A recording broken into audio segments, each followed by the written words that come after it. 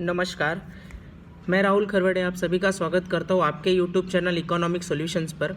अभी हमने चैनल का नाम बदल के फाइनेंस बाय राहुल रखा है। आप सभी जानते हैं कि हम हमारे चैनल्स पे इकोनॉमिक्स और फाइनेंस से जुड़े विषयों पर चर्चा करते हैं। हमारा आज का टॉपिक है अज़बा, एप्लीकेशन सपोर्टेड बाय ब्लॉकनमोड।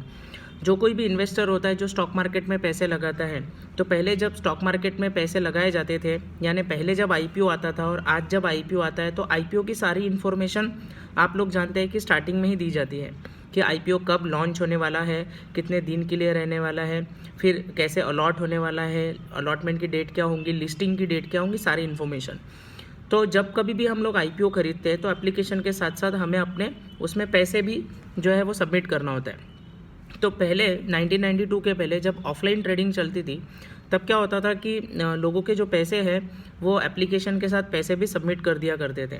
अभी पैसे सबमिट करने के बाद जैसे शेयर्स जो लॉन्च किए हैं, समझ लीजिए कि 100 लॉट्स है और अगर 100 लॉट्स में से 100 के 100 बिक गए तो इसको हम फुल्ली सब्सक्राइब बोलते हैं।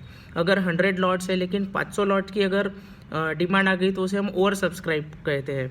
और अगर 100 लॉट आए हैं और 70-80 की डिमांड आई तो उसे हम अंडर सब्सक्राइब बोलते हैं। तो एक होता है fully subscribe, under subscribe and over subscription. वैसे ही जैसे पहले जब लोग इन्वेस्ट कर रहे हैं तो अपने पैसे वगैरह दे देते थे, तो अभी अगर फुल्ली सब्सक्राइब हो गया तो हो गया, लेकिन ओवर सब्सक्राइब हो गया तो जिनको अलॉट होना है उनको अलॉट हो जाते हैं और उनके पैसे कंपनी रख लेती थी। लेकिन अब जिन्हें अलॉट नहीं हुआ है उनके पैसों का क्या?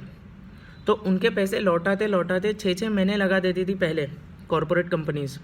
फिर सेबी ने उसके ऊपर गाइडलाइन लाई, 1 मंथ तक कहा गया, 1 मंथ के बाद अगर पैसे देते तो कुछ उन्हें इंटरेस्ट के साथ पैसे लौटाने पड़ेंगे, ऐसे सेबी के रूल्स आए।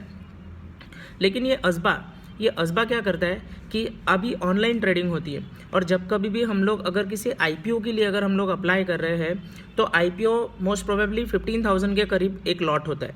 तो जैसे अगर मेरे अकाउंट में 2 लाख रुपए है और मैंने एक लॉट के लिए एप्लीकेशन डाल रखी है, तो एक लॉट की जो भी अमाउंट होंगी 14,000 15,000, तो मेरे 2 लाख में से वो 15,000 रुपये जो है वो ब्लॉक हो जाएंगे।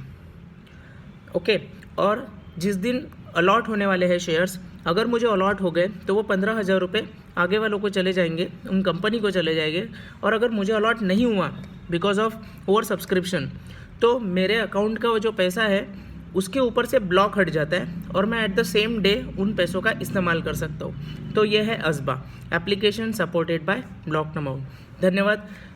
समझ सकता हूँ अगर आपको पूरा ये वीडियो समझ में आया है या इससे रिलेटेड कोई सवाल है तो प्लीज़ आप सवाल पूछिए। Thank you so much.